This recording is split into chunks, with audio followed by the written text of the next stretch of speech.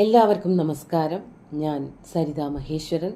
ഇന്ന് ശ്രീകൃഷ്ണവിലാസ മഹാകാവ്യത്തിൻ്റെ 7ാമത്തെ സർഗത്തിലെ 49ഉം 50ഉം ശ്ലോകങ്ങൾ നമുക്ക് പഠിക്കാം.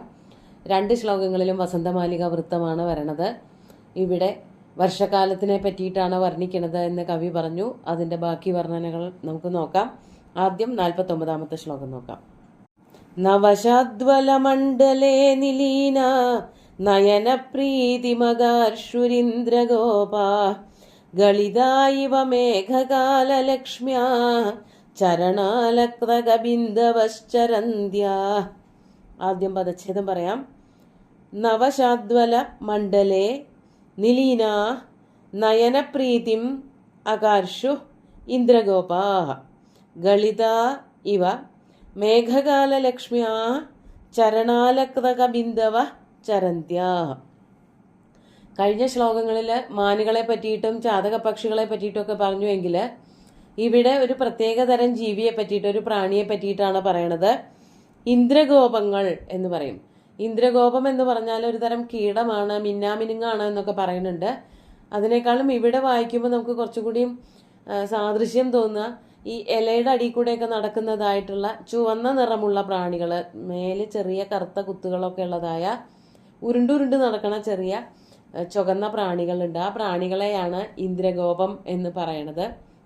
സംസ്കൃത വാക്കാണ്. ആ പേര് കേട്ടാൽ അങ്ങനെയൊന്നും അല്ല തോന്നുക, പക്ഷെ അതൊരു പ്രാണിയുടെ പേരാണ്. ഈ ഒരു വാക്ക് വായിക്കുമ്പോൾ തന്നെ പെട്ടെന്ന് ലളിതാ സഹസ്രനാമത്തിലെ വരിയാണ് ഓർമ്മ വരിക. ഇന്ദ്രഗോപ പരിക്ഷിപ്ത സ്മരതൂണാഭജംഘിക എന്ന് ദേവിയെ പറയുന്നുണ്ട്. ദേവിയെ എന്തുകൊണ്ടാണ് അങ്ങനെയൊക്കെ വിശേഷിപ്പിക്കുന്നത് എന്ന് പോലും ആലോചിച്ചു പോയി. അപ്പോഴാണ് ഇന്ദ്രഗോപങ്ങൾ എന്ന് പറഞ്ഞാൽ ഈ ചുവന്ന പ്രാണികൾ തന്നെ, ആ പ്രാണികളെ പിടിച്ച് ഒട്ടിച്ചു വച്ചിട്ടുള്ളതായ, അതാണ് ഇന്ദ്രഗോപ പരിക്ഷിപ്തം എന്ന് പറഞ്ഞാൽ ഒട്ടിച്ചു വച്ചിട്ടുള്ളതായ സ്മരതൂണാഭജംഘിക. സ്മരതൂണം എന്ന് പറഞ്ഞാൽ കാമദേവന്റെ അസ്ത്രങ്ങൾ വയ്ക്കുന്നതായിട്ടുള്ള തൂണം.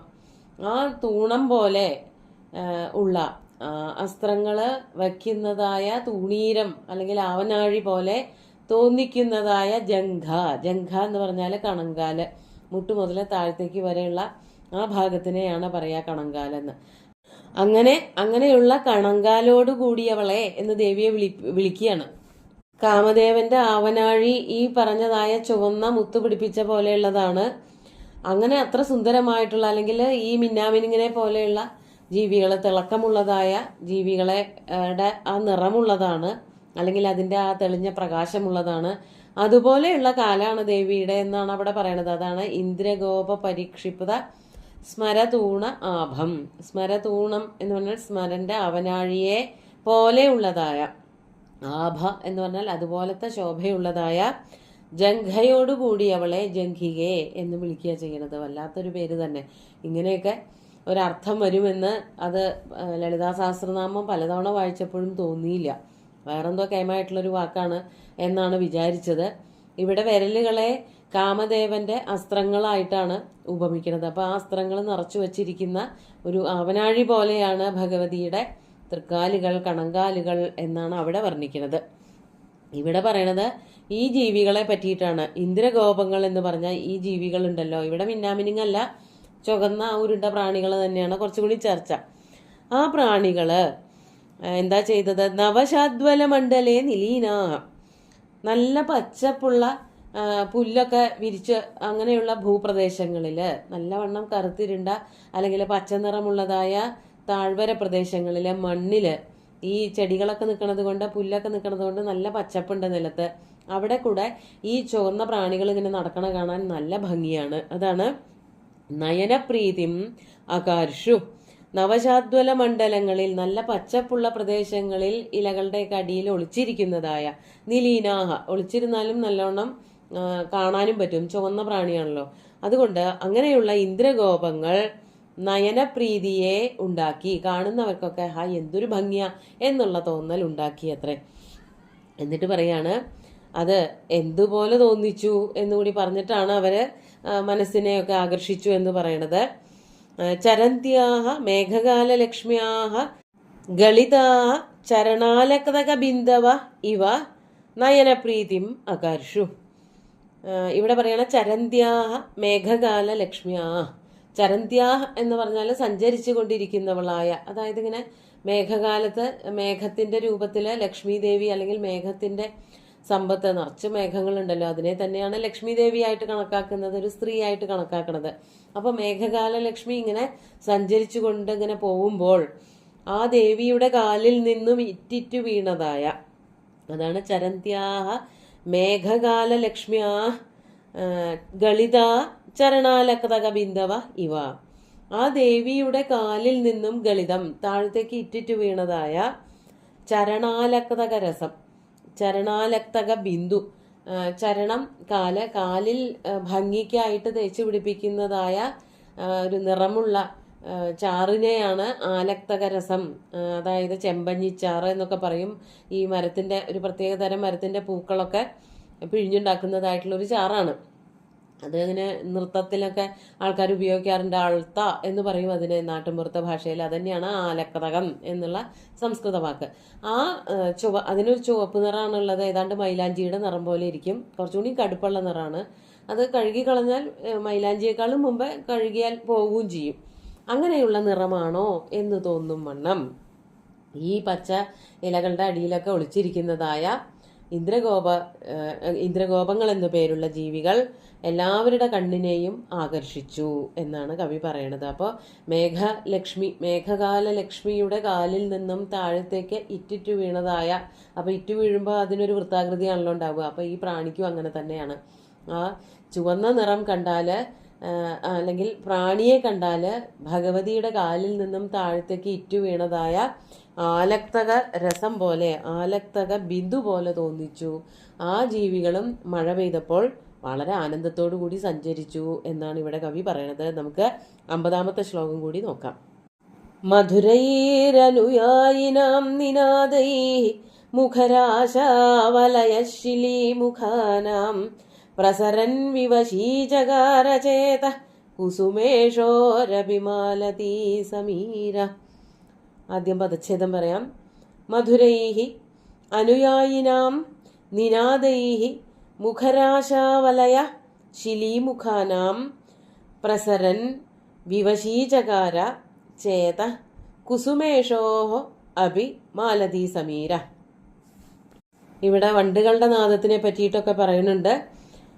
മധുരൈഹി അനുയായിനാം ശിലീമുഖാനാം നിനദൈഹി അല്ലെങ്കിൽ നിനാദൈഹി, അങ്ങനെയാണ് ശ്ലോകത്തിൽ വരുന്നത്. നിനാദൈഹി മുഖരാശാവലയ.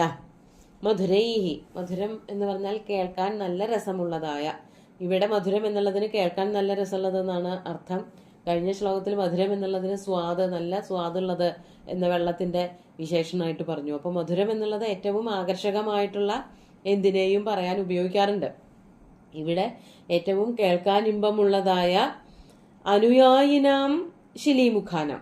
അനുയായികൾ എന്ന് പറഞ്ഞാൽ ഇങ്ങനെ പിന്നാലെ പറന്നു പോകുന്നതായ, ഒരു വണ്ട് പോയി അതിന്റെ പിന്നാലെ കുറേ വണ്ടുകൾ ഇങ്ങനെ പറന്ന് പോവുകയാണ്. അതാണ് അനുയായിനാം, പിന്നാലെ പറന്നു പോകുന്നവയായിട്ടുള്ള ശിലീമുഖാനാം. ശിലീമുഖങ്ങള് വണ്ടുകൾ തന്നെ, വണ്ടുകളുടെ നിനാദൈഹി ശബ്ദങ്ങളെ കൊണ്ട്, കേൾക്കാൻ ഇമ്പമുള്ളതായ കൂട്ടത്തോടെ ഇങ്ങനെ വരിവരിയായിട്ട് പറന്നു പോകുന്നതായ വണ്ടുകളുടെ കേൾക്കാൻ ഇമ്പമുള്ളതായിട്ടുള്ള ശബ്ദം. ആ ശബ്ദം കൊണ്ട് എന്താണ് ഉണ്ടാവുന്നത്? മുഖരാശാവലയ, മുഖരമായ ആശാവലയത്തോടു കൂടിയതും. മുഖരം എന്ന് പറഞ്ഞാൽ ശബ്ദായമാനമായിരിക്കുന്ന ആ വണ്ടുകളുടെ ശബ്ദം ഇങ്ങനെ തിങ്ങി നിറഞ്ഞു നിൽക്കുന്നതായ ദിഗ്മണ്ഡലത്തോടു കൂടിയതും. ആ ദിഗ്മണ്ഡലവും അതോടൊപ്പം തന്നെ മാലതീ സമീര. മാലതീ സമീര, മാലതി എന്ന് പറഞ്ഞാൽ മുല്ലപ്പൂവ്, മുല്ലപ്പൂവിന്റെ വാസനയും പേറി വരുന്നതായിട്ടുള്ള കാറ്റും. അതാണ് മാലതീ സമീര. പ്രസരൻ മാലതീ സമീര, അങ്ങനെ പറയണം. പ്രസരൻ എന്ന് പറഞ്ഞാൽ എല്ലായിടത്തേക്കും വ്യാപിച്ച് പരന്ന് ഒഴുകുന്നതായ, പരന്ന് വീശി നടക്കുന്നതായ മാലതീ സമീര, മുല്ലപ്പൂമ്പൊടി കൊണ്ടുവരുന്നതായ, മുല്ലപ്പൂവിന്റെ വാസനയും പേറി വരുന്നതായ കാറ്റ്. ആ കാറ്റ് എന്താണ്? ഈ ഭംഗിയുള്ളതായിട്ടുള്ള ദിഗ്വലയങ്ങളും, അതായത് ഈ ആശാവലയങ്ങൾ, വണ്ടിന്റെ ശബ്ദം കൊണ്ട് മുഖരിതമായിട്ടുള്ള ആശാവലയം, അതുപോലെ മുല്ലപ്പൂവിന്റെ തേന്മണവും പേറി വരുന്നതായിട്ടുള്ള കാറ്റ്, ഇതൊക്കെ കൂടിയിട്ട് ആർക്കും കൂടി അത് ബാധിച്ചു, ആരെയും കൂടി ബാധിച്ചു എന്നാണ് കവി പറയണത്. കുസുമേഷോരപി വിവശീചകാര. കുസുമേഷോഹോ അപി ചേതഹ. ചേതഹ എന്നവിടെ കൂട്ടി പറയണം. കുസുമേഷു. കുസുമേഷു എന്ന് പറഞ്ഞാൽ സപ്തമി വിഭക്തിയല്ല. കുസുമം ഇഷുവായിട്ടുള്ളവൻ, പൂവമ്പൻ, അതായത് കാമദേവൻ. കാമദേവന്റെ മനസ്സിനെ പോലും കുസുമേഷോഹോ അഭിചേതഃ. കുസുമേഷുവിന്റെ കാമദേവന്റെ മനസ്സിനെ പോലും വിവശീചകാര, വിവശമാക്കി. പിന്നെ സാധാരണക്കാരന്റെ കാര്യം പറയാനുണ്ടോ? കൈമുതിക ന്യായം എന്ന് പറയും. കിമുത. സാധാരണക്കാരുടെ മനസ്സിന്, സാധാരണക്കാരായിട്ടുള്ള മനുഷ്യരുടെ മനസ്സിനെ പറ്റി ഇനി ഇവിടെ എന്തെങ്കിലും പറയാനുണ്ടോ? മനുഷ്യാണാം ചേതോ വികാര കിമുത. അവരുടെ ചേതോ വികാരം എങ്ങനെയായി പോയി എന്നുള്ളതിനെ പറ്റിയിട്ട് ഒട്ടും പറയാനില്ല. കാമദേവന്റെ മനസ്സ് പോലും തൻ്റെ പ്രിയ പത്നിക്ക് വേണ്ടിയിട്ട്, കാമിനിക്ക് വേണ്ടിയിട്ട് വെമ്പി. അപ്പോൾ പിന്നെ സാധാരണക്കാരുടെ മനസ്സിലെ കാമം എത്ര കണ്ട് നിറഞ്ഞിട്ടുണ്ടാവും എന്നുള്ളത് ഊഹിക്കാമല്ലോ എന്നാണ് ഇവിടെ പറയണത്. അപ്പോൾ മഴക്കാലമായാലും നല്ല സുന്ദരമായിട്ടുള്ള ഒരു അന്തരീക്ഷത്തിനെയാണ് കവി വർണ്ണിച്ചുകൊണ്ടിരിക്കുന്നത്. നമുക്ക് ശ്ലോകങ്ങൾ ഒന്നുകൂടി ചൊല്ലി നോക്കാം. നവശാദ്വലമണ്ഡലേ നിലീന നയന പ്രീതിമകാർഷുരീന്ദ്രഗോപ ഗളിതായുവ മേഘകാലലക്ഷ്മ്യാ ചരണാലക്തകബിന്ദവശ്ചരന്ത്യാ മധുരൈരനുയായിനാം നിനാദൈർമുഖരാശാവലയ ശിലീമുഖാനാം പ്രസരൻ വിവശീചകാരചേത കുസുമേഷോരപി മാലതീ സമീര. സുന്ദരമായിട്ടുള്ള 2 ശ്ലോകങ്ങളും ഭഗവാന്റെ കാൽക്കൽ അർപ്പിച്ചുകൊണ്ട് ഗുരുവായൂരപ്പനെ സാഷ്ടാംഗം നമസ്കരിച്ചുകൊണ്ട് എല്ലാവർക്കും ശുഭദിനം നേർന്ന് നിർത്തട്ടെ. നന്ദി.